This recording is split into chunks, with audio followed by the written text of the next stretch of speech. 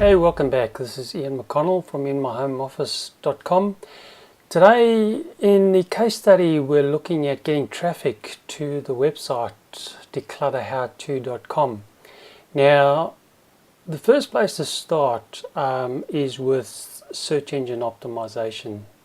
It's something I don't really spend a lot of time on because I think you'd just be chasing Google's tail by committing to search engine optimization. So I just do the basic stuff, and the idea is that we get the sites indexed, we get them ranked in Google, Yahoo, and Bing, and then we monitor them with Market Samurai, and quite often we can make some changes to the page. If we're ranked at position 50 or something, for example, with some subtle changes to the blog post, we can get it up there. We can get it onto the first page, especially when you're talking about decluttering, which is not highly competitive. We should be able to get onto the first page of Google, and if that happens, that's all well and good, and we'll go get a whole heap of free traffic every day. If not, I'm not going to spend my life chasing search engine optimization. I'd rather go and buy some traffic from somewhere, and that way I can monitor the actual results and and tweak the landing page, tweak the ad, and get a better result. I made this mistake with my Model Trains for Beginners site where I got into the blogging mindset whereby I was just blogging every single day and spending 4 or 5 hours a day creating another blog post in the hope that I'd get some virtual real estate and get some organic traffic. And eventually my thinking was that I'd create so much momentum that the traffic would just flow.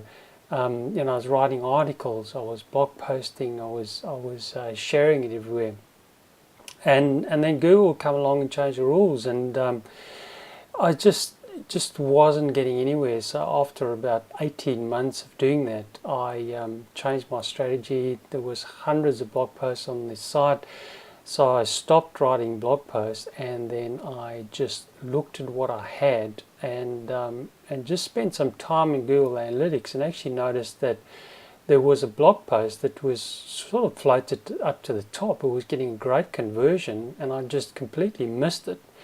And looked in Market Samurai and noticed that there was a few things that I could do, because in Market Samurai you can they give you this nice report. So you would put your keyword phrase in there, and it tells you who's ranking above you and how well, where they're getting their ranking from.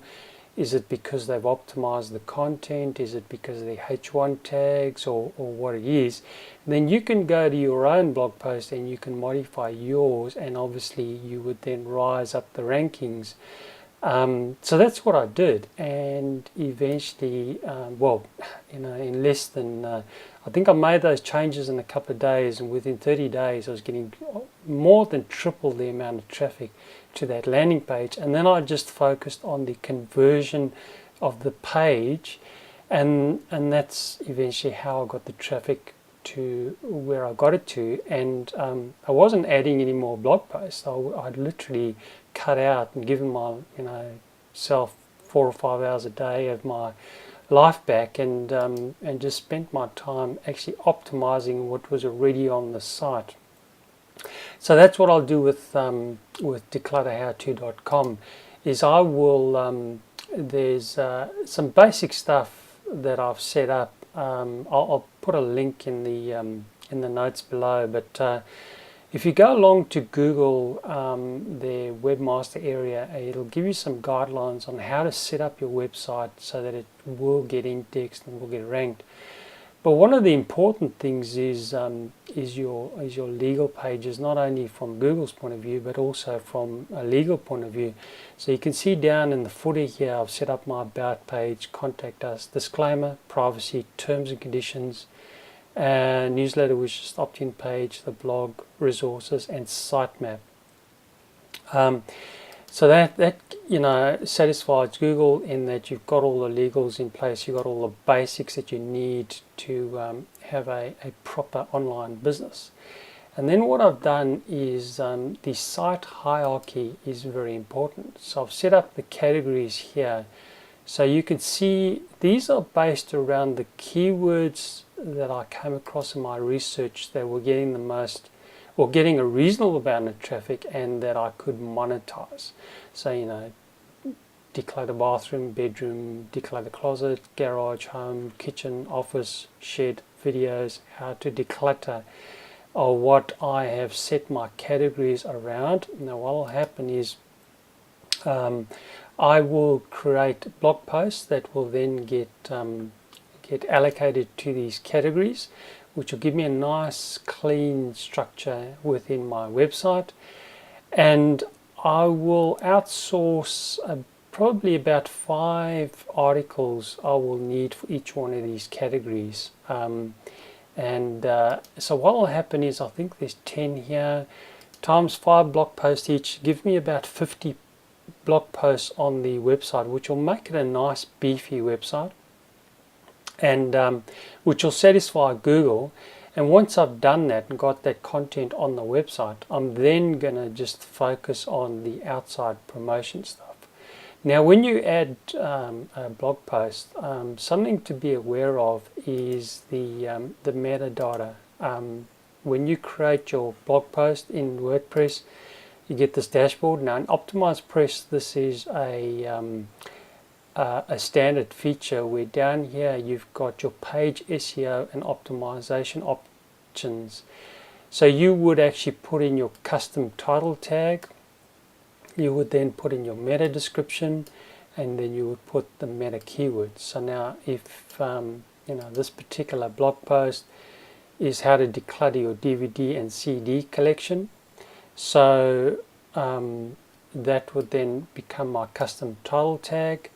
And then in the meta description, you want to try and include the keyword phrases. So the keyword phrase that I'm trying to optimize this post for. Now, you want to be careful you don't over optimize, otherwise Google won't be happy, but you must have just enough optimization in here so that Google understand what the blog post is about.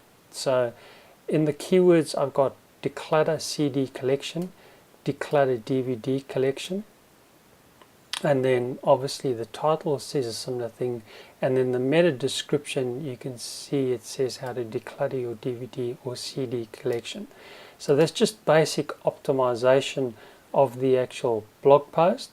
And then that information is what Google uses to put in the search results, which you can see here. This is about my how to declutter your pantry and kitchen page, but you see it's pulled in the title, it's pulled in the description.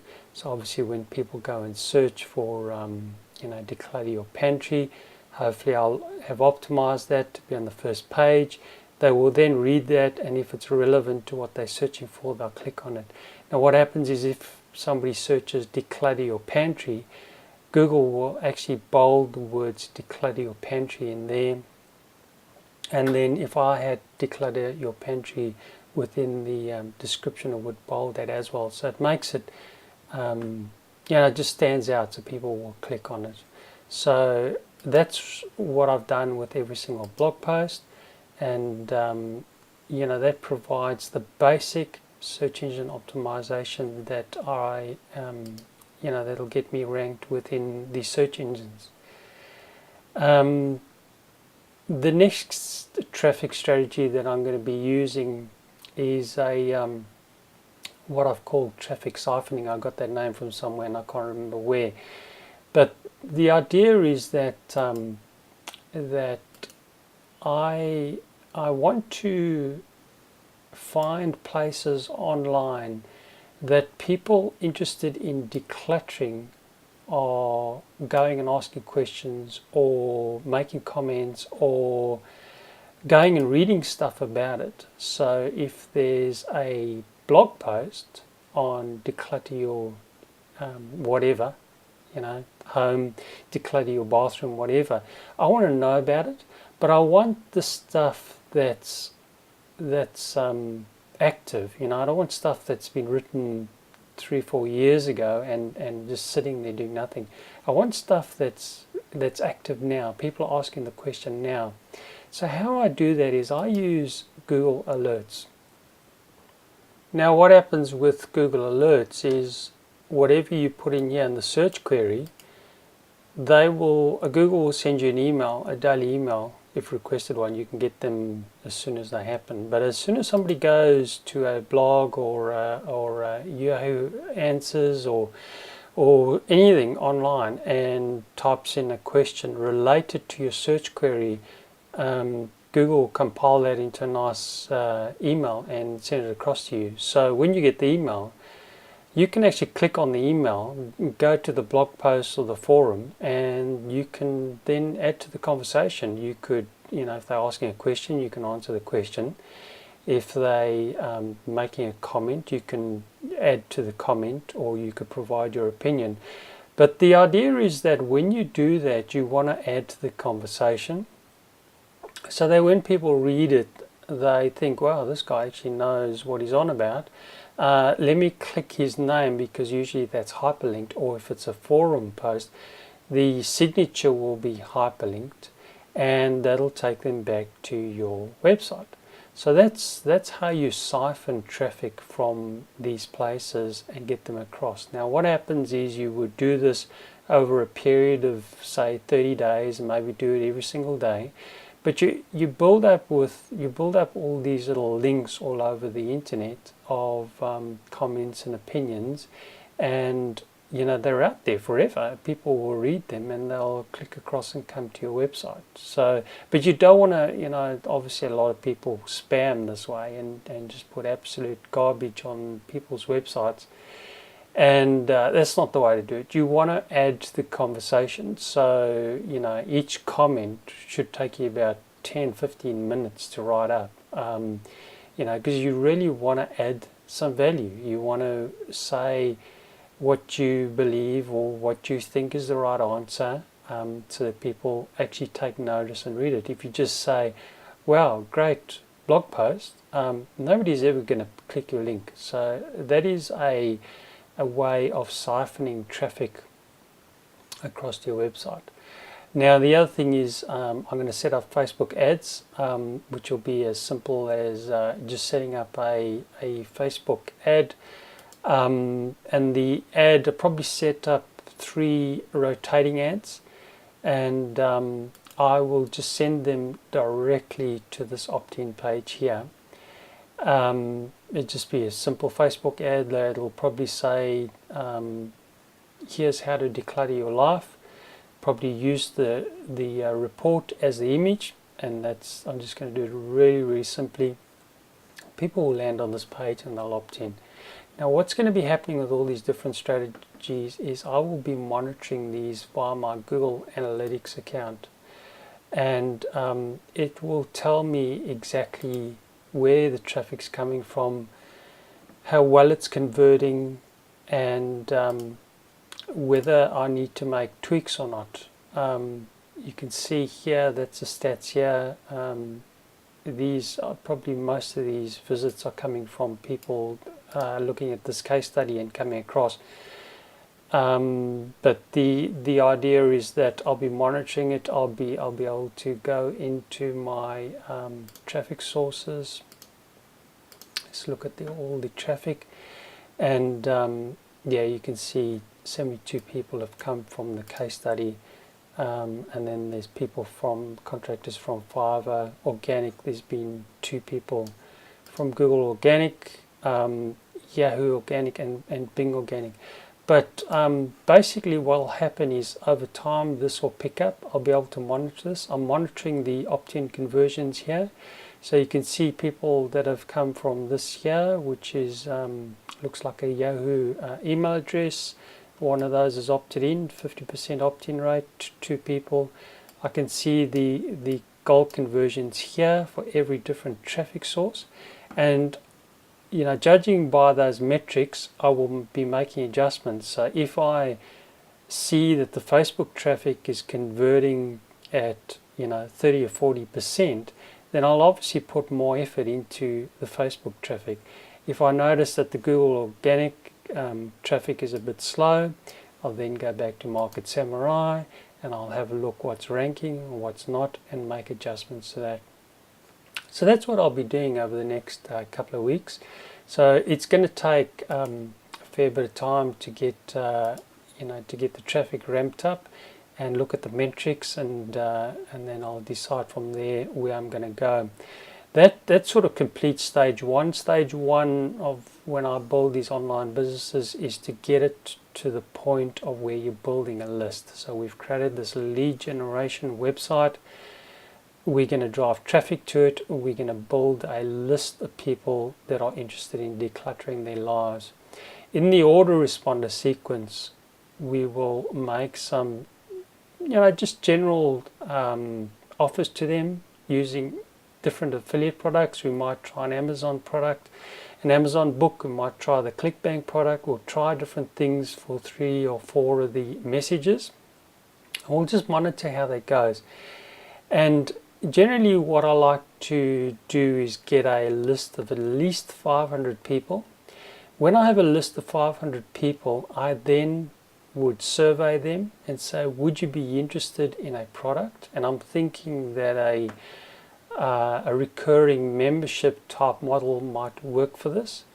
But with 500 people to survey and say, would you like this and how much would you pay for this, it sort of makes the decision very easy as to whether I'll progress with that or not, because obviously creating a product takes a lot of effort. And if you get survey results back that show that it wouldn't work, then obviously I wouldn't progress with that. But until I've got a list of 500 people, I don't really have any great data to go with, and that's where I need to be. So that's stage one complete. And I'll be sending out monthly updates, monthly reports showing exactly what's happened in the last month and what the plans are for the next month. So yeah, if you haven't already, click the link, opt in on the website, and get that information so that you can see exactly where we're going. We've got another case study that's coming up. I just got to decide which one to do. And please send your comments, send your feedback. I really enjoyed doing this, and please share this with your friends, and we'll speak to you later.